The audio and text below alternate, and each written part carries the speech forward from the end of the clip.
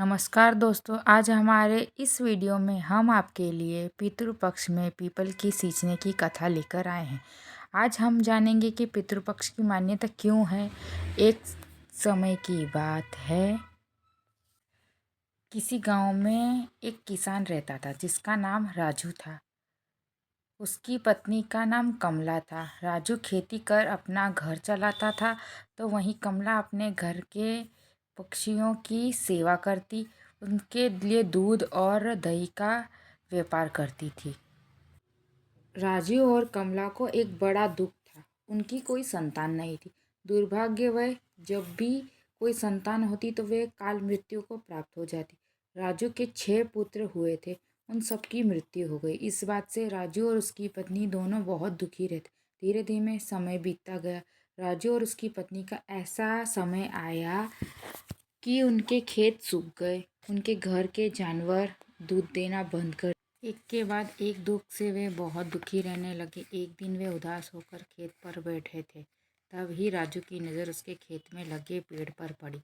वो पेड़ पीपल का था जो सूख गया था। वे दोनों पीपल के पेड़ के नीचे खड़े होकर खुद के ऊपर आए एक के बाद एक दुख की बात कर रहे थे।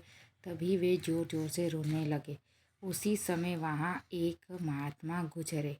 उनके रोने की आवाज़ सुनकर वे महात्मा के पास गए और रोने का कारण पूछने लगे। महात्मा को देख राजू और कमला हाथ जोड़कर खड़े, उन्हें प्रार्थना किया। और तब महात्मा ने पूछा, तुम दोनों क्यों रो रहे हो? तो राजू बोला, प्रभु, हम दोनों बहुत समय से संतान का सुख नहीं पा रहे हैं, इसीलिए दुखी हैं। अब तो ना जानवर दूध दे रहे हैं, ना ही हमारे खेत में उपज बाकी है। उनकी यह दशा देखकर महात्मा बोले, तुम चिंता मत करो, यह सब ठीक हो जाएगा। तुम्हारे खेत में यह पीपल का पेड़ तुम्हारे सारे दुखों का नाश करेगा। अब से रविवार का दिन छोड़कर तुम सभी 6 दिनों में इस पीपल के पेड़ को दूध और जल से सींचना तथा शाम के समय तेल का दीपक जलाना और रविवार के दिन दूध मिश्रित जल को सूर्यदेव को अर्पित करना। ऐसा करने से तुम्हारे ऊपर आए संकट कट जाएंगे। ऐसा बोलकर महात्मा वहाँ से चले गए और राजू और उसकी पत्नी महात्मा के कहे अनुसार पीपल के पेड़ को सींचना शुरू कर दिया। शाम को दिया जलाना शुरू कर दिया। देखते ही देखते पीपल का पेड़ फिर से हरा भरा हो गया। खेत फसल हो गई।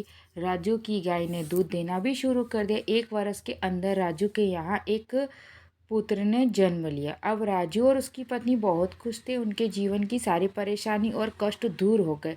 उनके घर में सुख समृद्धि और संतान का वास हो गया। एक दिन राजू और उसकी पत्नी अपने खेत पर पीपल के पेड़ को सींच रहे थे। तभी वो महात्मा के दर्शन हुए। पुत्र के साथ मिलकर उन्होंने उस महात्मा को प्रणाम किया और कहने लगे, प्रभु, आपके आशीर्वाद से हमें संतान सुख की प्राप्ति हो गई। तो वे महात्मा बोले, यह मेरा आशीर्वाद नहीं बल्कि तुम्हारे पितरों का आशीर्वाद है, जिनका दोष तुम्हें लगा था। पितृदोष की वजह से संतान नहीं होती, कर्ज न होने लगता है, घर की लक्ष्मी रूठ जाती है और दरिद्रता का वास होता है। काल मृत्यु का भय बना रहता है। इसीलिए हमेशा अपने पितरों को खुश रखना, पीपल के पेड़ की पूजा करना। ऐसा वो वहाँ से चले गए। राजू और कमला अपने पुत्र के साथ मिलकर पीपल के पेड़ पर रोजाना सींचते रहे। जय पीपल देव। आप सबको ये कथा कैसी लगी? कमेंट एंड लाइक करना ना भूले और पितरों का वास हमेशा आपके घर में बना रहे। धन्यवाद।